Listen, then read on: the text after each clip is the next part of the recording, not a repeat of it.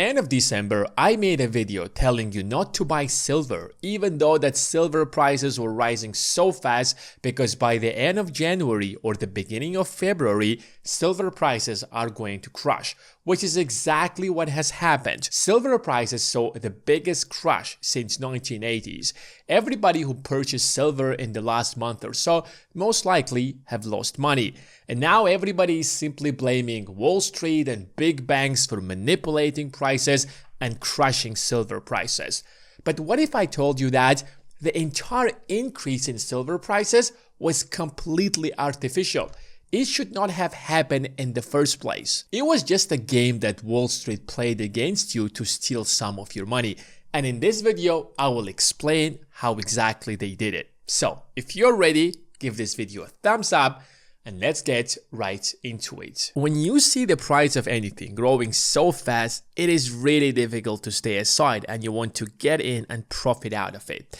But there are essentially three types of silver buyers. First of all are the users. These are the people or the big tech who are buying silver because they need to use it in a certain technology. Every piece of technology that you use today, from your smartphone to your computer or even your car, has a small piece of silver. Without silver, there are so many technologies that you cannot possibly build. And as the demand for artificial intelligence increases, the demand for silver keeps rising. The second type of buyers of silver are long-term investors. These people look at the value of the dollar and they're like, the dollar is losing most of its value. So we have to buy assets that are going to preserve their value, such as gold or silver. These people look every single time the Fed is printing trillions of dollars. They know that the dollar is becoming less valuable. So we have to buy something that is going to increase in value every time the supply of dollars keep rising.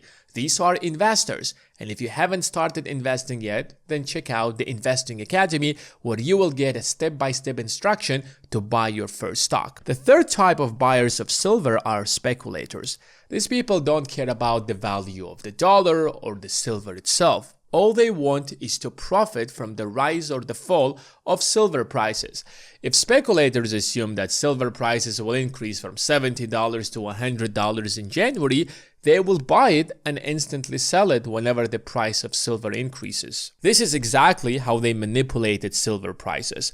Speculators bought a lot of call options when they realized that silver prices are rising, especially after China put a ban on exporting silver. A call option is a contract where you pay a small fee and that gives you the right to buy silver at a specific price sometime in the future.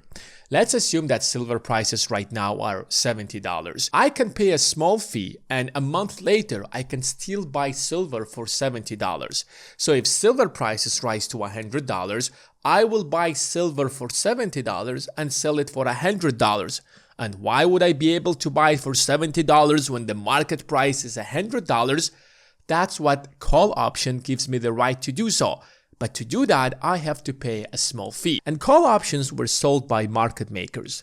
Market makers are huge banks such as JP Morgan, Chase, State Street. These people don't mind receiving a small fee from the speculators. What if the price of silver never rises at all? So these market makers have made a lot of profit from speculators by absolutely doing nothing. But what if silver prices do actually rise? Market makers will have to sell to speculators silver at a price that is lower than the market price, which means that they have to actually buy a piece of silver just to ensure they can actually sell them to speculators. But buying so much silver is extremely difficult. You have to store that silver somewhere. But what if the silver prices never rise in the first place? In fact, what if silver prices do actually fall? So market makers are going to make a loss, but speculators not so much because they're simply paying a small fee to buy these call options. So market makers are not actually buying the physical gold itself, but rather they're buying the futures. A future is a contract where you will buy a certain asset at a specific price sometime in the future, but right now all you have to do is simply put a small deposit. So if silver prices are $100, you can buy silver future for just $5. When the time comes, you're going to pay the rest of the money, which is $95. That allows you to secure a certain price even if prices actually rise. And look what we have got here. Speculators are paying a small fee to buy the call options from market makers. Market makers are taking that money and buying futures on silver. Every time you're buying futures on silver, silver prices are rising. The more silver prices are rising, the more speculators want to buy call options. If prices have reached $100 and I assume that they will increase further, I will buy call options now so that if the price rises more than $100 to $110, I will be able to buy silver at $100, sell it at $110. But the more call options they buy, the more futures market makers will buy, the higher silver prices keep rising, and it turns into this never-ending cycle until silver prices keep rising further and further and further. Theoretically, silver prices could rise infinitely to thousands of dollars. But why that did not happen? Early speculators who actually bought call options in the beginning at $80, for example, decided to exercise their call options. If I bought a call option for $80 and now silver prices are $120, I can buy silver for $80, sell it at $120, which means that I'm making a profit. So these speculators began to exercise their call options. They bought the silver, instantly sold it in the market. And now the dynamic in the market changes. The supply increases while the demand falls down, which means that the price of silver slightly dropped. When the price of silver slightly drops, the value of the future drops as well. JP Morgan purchased these futures by putting a very small deposit, let's say $5 on $100 silver. If the price of silver dropped from $100 to $95, JP Morgan is going to get a margin call saying that either you are going to deposit more money into your account or the seller of the future will give JP Morgan a margin call, which means that the future will automatically be sold in the market. But if the future will be sold, then silver prices will fall further. To prevent to get a margin call, banks instantly sell their futures. The more futures they sell, the lower silver prices go, the more speculators are going to sell. If I purchased a call option for $100 and silver prices were $130 and now they have fallen to $120, the more they fall, the less profit I will make. So I'm more likely to exercise my call options instantly to make a profit. That will crush silver prices even more, which means that future contracts will be less valuable, which means that banks are going to get margin calls, but not to get that, they will instantly sell their futures, which is going to lead to lower prices, which means that speculators are going to exit their positions even further. And it turns into this never-ending cycle until silver prices keep falling down. And that is the beauty of leverage. Leverage can amplify your gains or amplify your losses. When market makers are buying silver, they're not actually buying the silver itself, but rather they're buying the futures. But when you're buying a future, you're putting a very small deposit. If the value of the silver goes down, your deposit instantly evaporates. So you have to deposit more money or you will get a margin call. When silver prices began to grow so fast, Chicago Mercantile Exchange, which is literally the largest market for derivatives,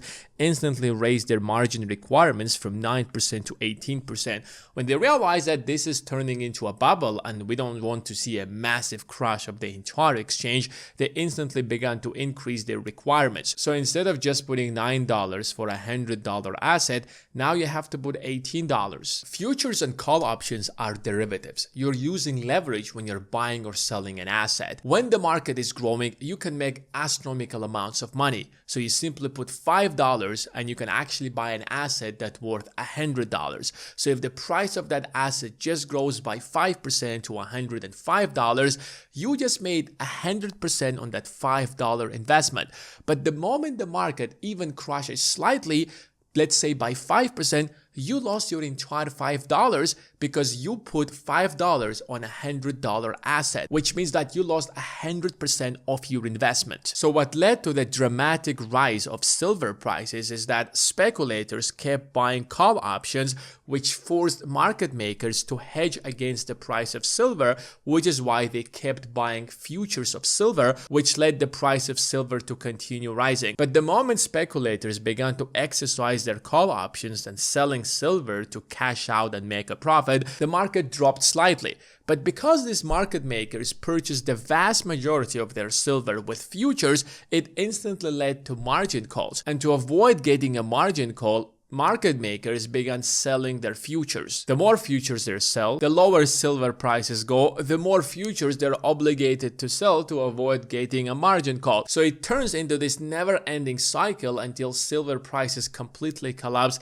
until there is a healthy demand by proper long-term investors and the people who are buying silver because they need it to use it in certain technologies such as your smartphone. So next time you see the price of any asset rising so fast, you have to ask yourself a very simple question. Why exactly the price of that asset is growing so fast? It could be a very simple manipulation by Wall Street that led the price to rise so fast. And if you're not careful, then you're going to lose all of your investments. Which is why just join the Investing Academy, because there I explain in detail what exactly is happening to asset prices. I have created a step-by-step guide that will teach you exactly how to understand the markets, and instead of losing money to Wall Street, you can actually learn how to profit from Wall Street. The link is in the description.